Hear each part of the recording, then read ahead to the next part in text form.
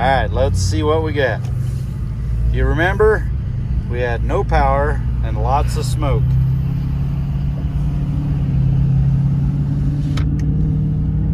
Much better. Good afternoon, everyone. Welcome back to HR Diesel, where we specialize in diesels, but for the right amount of money, we'll work on anything. Trying a new intro. How do you like that? This is Hey Ray, and today we have a 2015 Chevrolet Silverado with the Duramax diesel, and it has 111,351 miles on the odometer. What we've got going on today is it has no power, smokes white, blue, black, and no check engine light. So we will see what we can find out on this one. So let's, I've got it running, it idles good. So let's take it for a drive and see what we find. Contact.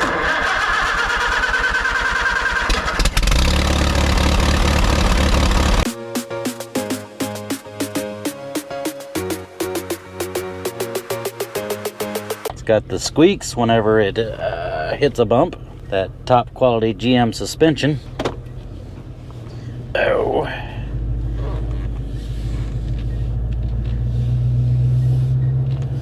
Seems to work okay now. So I don't know if he's ever had a check engine light on. He had it at another shop, and he said that he doesn't want to mess with it. Oh. Yeah. Oh my.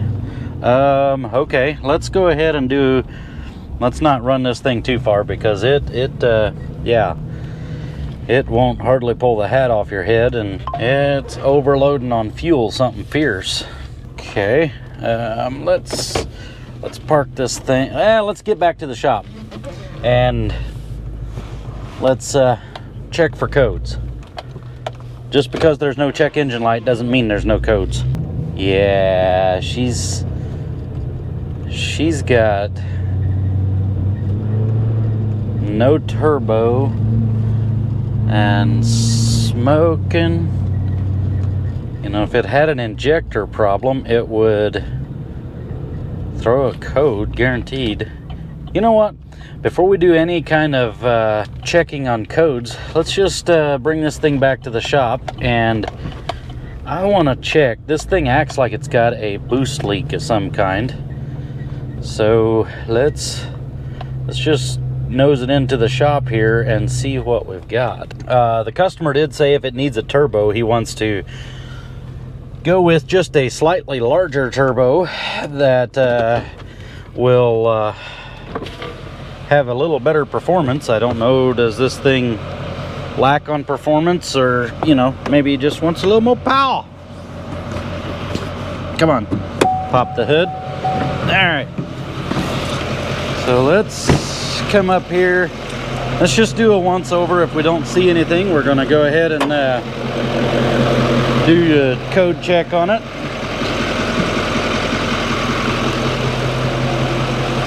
Get me a light.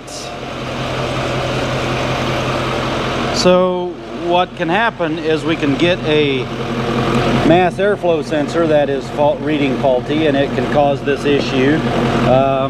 Also, these things are very sensitive to boost leaks. Let me get a ladder. My short little legs can't get up there. Okay. All right, so check there. Check the hot side. I don't feel anything there. Let's go down there. We can see the pipe is all hooked up. Now, not sure if we've got a hole in one of those hoses or not, but hopefully not. These things have a habit of leaking. Come on.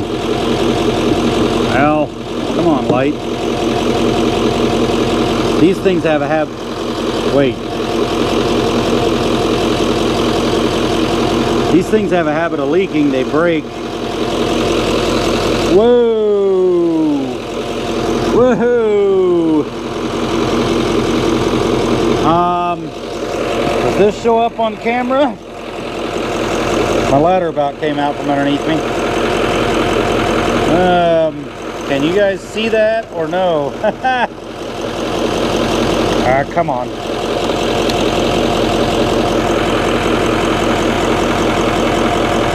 Look at that. Would you look at that? That pipe is not hooked up to the charge air cooler. There's your problem, son. All right, let's get up underneath this truck. Maybe you guys can see it a little better that way. Look at that. That right there should be hooked up to that right there. Okay.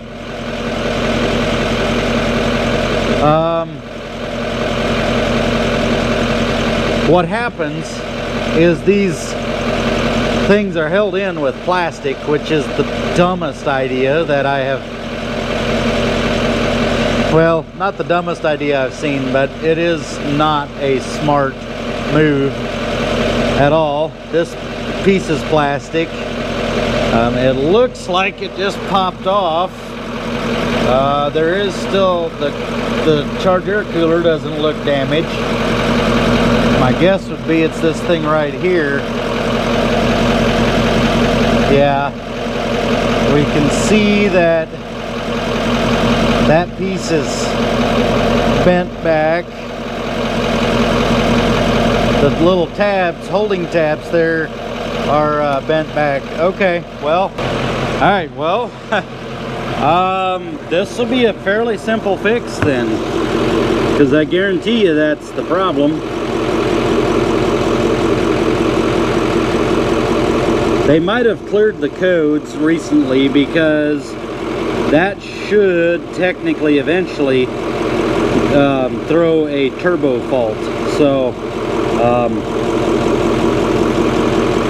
or a boost pressure, turbo performance, I think. I don't remember what the code number is, but it should throw that fault eventually, because it's not building boost at all. I mean, there's no way it can. Okay, well, let's go ahead and not drive this thing anymore, and let's get a part ordered and we'll get that thing switched out. All right, we're ready to go out on a test drive. We've changed that hose, pipe, whatever you want to call it. It's pretty simple to change. Let me show you here. Basically, this is up on the top, and you just turn this thing, and that will allow this thing to pop right off of there. So you can see this bottom piece. These things are not in good shape. All right, also the part number for that thing is that right there. So let's take it out on a drive and see if we've fixed the problem. If you recall, this thing had no check engine light, nothing. So I'm going to go ahead and give it some pretty good accelerations, because I want to make sure that my fix has fixed it, and I want boost. I'm gonna put a seatbelt on. All right.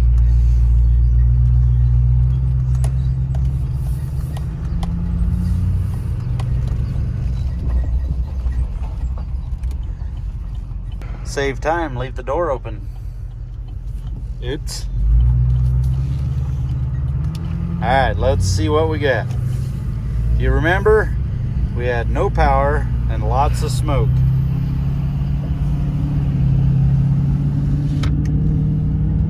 Much better. Oh, this thing lights up like the 4th of July now. Yes, no smoke.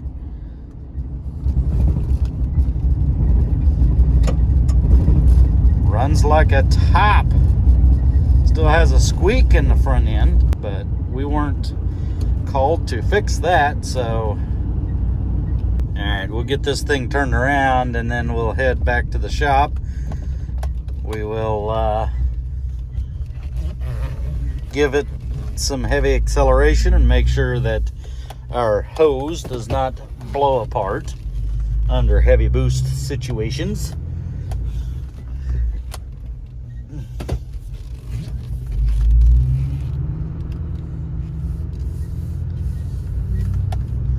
Make sure that's not an officer of the law. No, it's not. All right.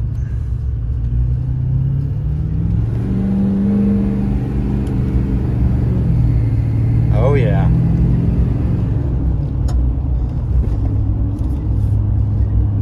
Yep, it's awakened from its slumber. This thing is ready to go. So good. I'm happy. That's all I have for you. This is going to be a confirmed fix, and we will catch you guys on the next one. Thank you for watching. Thank you for being here. Y'all have a great day. Please like, share, and subscribe to the channel. It doesn't cost you guys anything, and it helps me out tremendously.